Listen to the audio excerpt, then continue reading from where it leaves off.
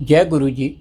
मैं दीपक कुमार आप सभी का स्वागत करता हूं अपने इस चैनल टीके रियल एस्टेट कंसल्टेंट में।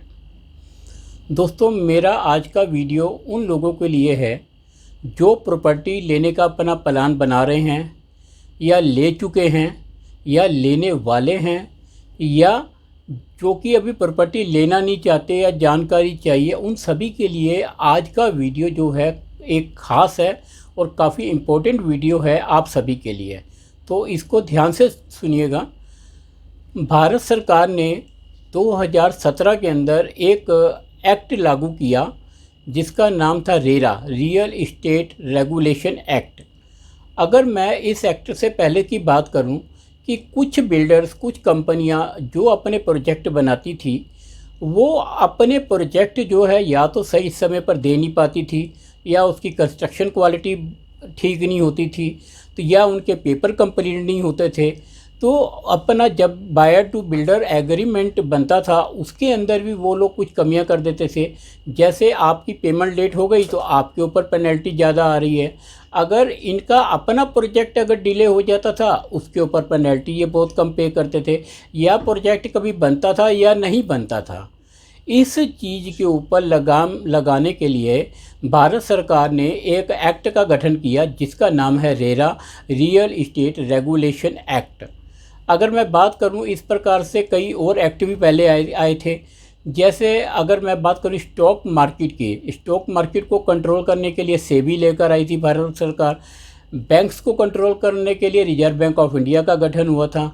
इंश्योरेंस सेक्टर को रेगुलेट करने के लिए आईआरडीए का गठन किया। ऐसे टेलीफोन्स कंपनीज को कंट्रोल करने के लिए ट्राई जो है भारत सरकार लेकर आई थी। इसी प्रकार बिल्डर्स के ऊपर लगाम लगाने के लिए भारत सरकार एक एक्ट लेकर आई जिसका नाम है रेरा।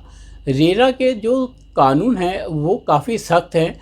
अगर मैं बिल्डर्स की बात करूं उनके लिए तो सख्त हैं, अगर मैं बायर्स की बात करूं तो भारत सरकार ने एक उनको अपना दोस्त दे दिया है रेरा के रूप के अंदर।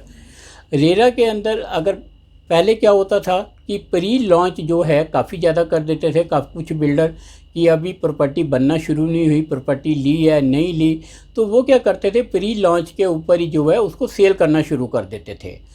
अब ऐसा नहीं हो सकता। अब उनको अपनी कोई भी प्रॉपर्टी सेल करने के लिए सबसे पहले रेरा के अंदर रजिस्टर्ड कराना कंपल्सरी होगा। बिना रजिस्टर्ड करवाए वो अपने प्रोजेक्ट की मार्केटिंग नहीं कर सकते, उसको सेल नहीं कर सकते। इसके ऊपर जो है काफ़ी ज़्यादा लगाम लगाया गया रेरा एक्ट के अंदर।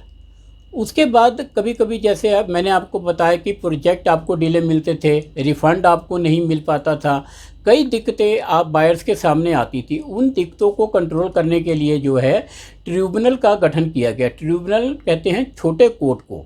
छोटे कोर्ट जो कि रियल इस्टेट के अंडर जो प्रोजेक्ट जो है डिले हो रहे हैं या आपको उसके अंदर रिफ़ंड चाहिए, उसके अंदर मिलने के अंदर आपको दिक्कत आ रही है, या बिल्डर ने घटिया क्वालिटी लगाई है, उसके लिए आप अपनी अपील जो है ट्रिब्यूनल में कर सकते हैं, जिसका कि लगभग फैसला जो है 2 से 3 महीने के अंदर ही अंदर हो जाता है। अगली जो है इसके अंदर एक कानून बनाया गया कमिटमेंट सर्टिफिकेट। कमिटमेंट सर्टिफिकेट अगर कहा जाए तो एक कंस्ट्रक्शन परमिट है। बिल्डर को अपनी कंस्ट्रक्शन चालू करने के लिए एक कंस्ट्रक्शन परमिट लेना पड़ता है जिसको कि हम कमिटमेंट सर्टिफिकेट कहते हैं।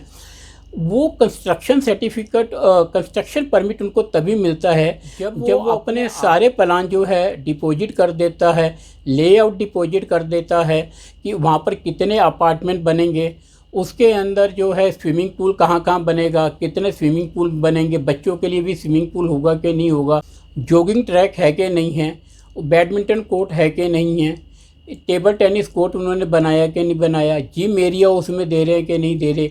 ये सारा चीज़ें जो हैं उनको जो है अपने हर प्रकार का डॉक्यूमेंट जो है वो अथॉरिटी के अंदर डिपॉजिट करना पड़ता है। साथ में ही उनको एक वेबसाइट जो है अथॉरिटी के अंदर जो है अथॉरिटी की साइट के ऊपर अपनी एक वेबसाइट बनानी पड़ती है जिसमें उनको सारी वो डिक्लेरेशन देनी पड़ती हैं जो वो आपको बता रहा है कि मैं इस इसमें कितने अपार्टमेंट बनाने जा रहा हूँ, स्विमिंग पूल कितने बनाना जा रहा हूँ, ये सारी चीज़ें जो हैं उनकी वेबसाइट के ऊपर होगी। और साथ में वो प्रोजेक्ट कब तक कंप्लीट होकर आपको डिलीवर्ड हो जाएगा, ये सारी चीज़ें जो हैं उस वेबसाइट में लिखी हो। अगला पॉइंट जो है मैं इसमें एस्क्रो का लेकर आता हूँ। रेरा के अंदर एक एस्क्रो अकाउंट बनाना बिल्डर के लिए कंपलसरी हो गया है। एस्क्रो के अगर कहा जाए तो बायर्स का एक बहुत अच्छा दोस्त है, अच्छा दोस्त कहूँ या बहुत ही फ़ायदेमंद चीज़ है।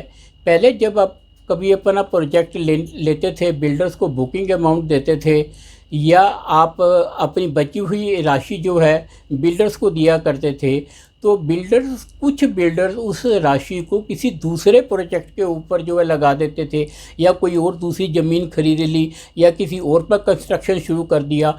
उसकी वजह से जिस प्रोजेक्ट के अंदर आपने पैसा लगाया वो प्रोजेक्ट कंप्लीट होने में देरी हो जाती थी।